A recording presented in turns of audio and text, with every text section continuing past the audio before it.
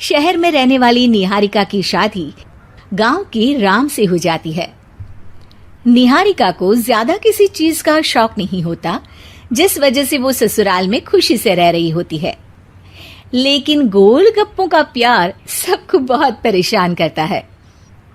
देखो जी, हमारी शादी को ना 1 हफ्ता हो गया और मुझे गोलगप्पे खाए हुए पूरे 7 दिन बीत गए।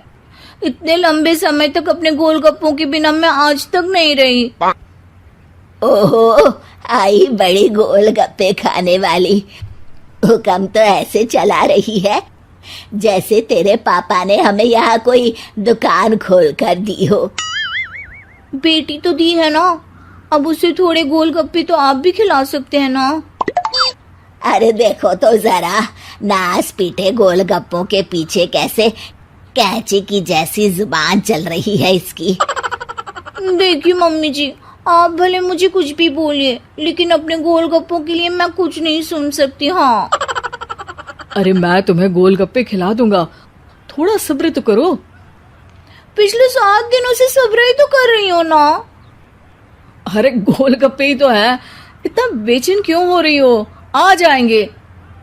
सुनो जी, हम लड़कियां पति के बिना रह सकती हैं, पर गोलगप्पों के बिना नहीं, कभी नहीं। वो मेरा पहला और आखिरी प्यार है। निहारिका की बात सुनकर उसकी सास और पति सिर पकड़कर बैठ जाते हैं। जिसके बाद राम गोलगप्पों का इंतजाम करने घर से बाहर चला जाता है। कुछ देर बाद वो गोलगप्पे लेकर घर वापस आता है, जिन्हें देखकर निहारिका सारे काम छोड़कर खुशी से भागते हुए राम के पास आती है। तुम आ गए? इतनी देर क्यों लगाई? पता है ना मैंने तुम्हें कितना मिस किया। अरे थोड़ी देर पहले ही तो घर से गया था। क्या तुम?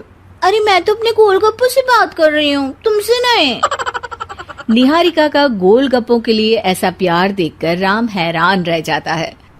अब वो गोलगप्पों को प्लेट में अच्छे से सजाकर उन्हें खाने बैठती है। लेकिन पहला गोलगप्पा खाते ही वो गुस्से में प्लेट खिसका देती है। ये कैसे घटिया गोलगप्पे उठा कर ले आए? न पानी में स्वाद, न गोलगप्पों में। हाय हाय, महारानी के नखरे तो देखो, इन्हें गोलगप्पे में भी अलग अलग स्वाद चाहिए। ठीक है, आप लोग इस पर बहस मत शुरू कर देना। मैं ना कल दूसरी जगह से खरीद लाऊंगा, ठीक है?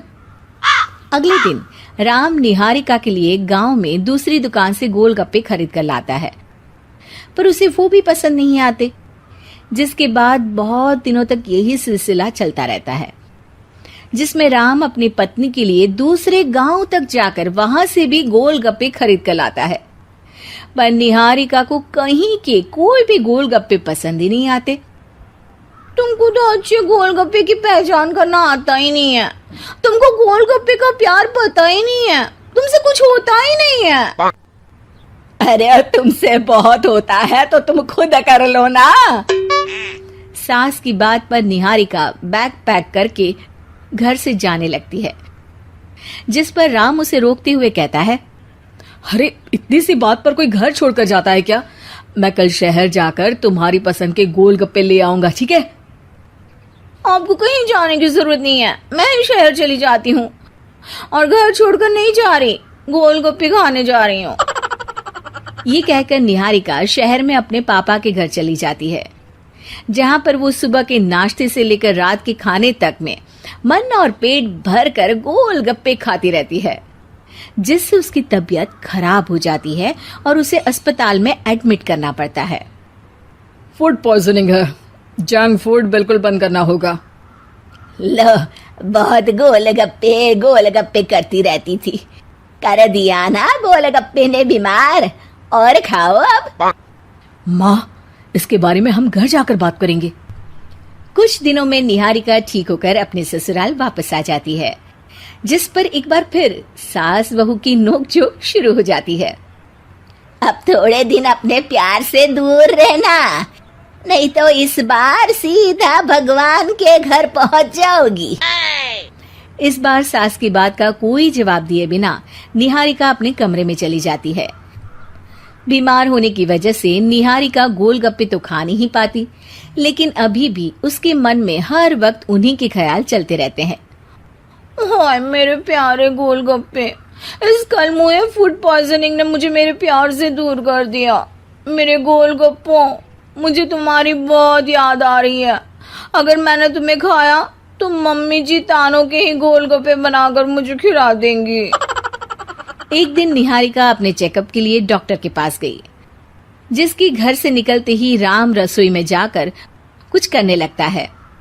शाम को निहारिका के घर वापस आते ही उसकी सास कहती है, शक्ल से तो लग रहा है कि डॉक्टर ने थोड़े और समय तक गोलगप्पे बंद कर दिए।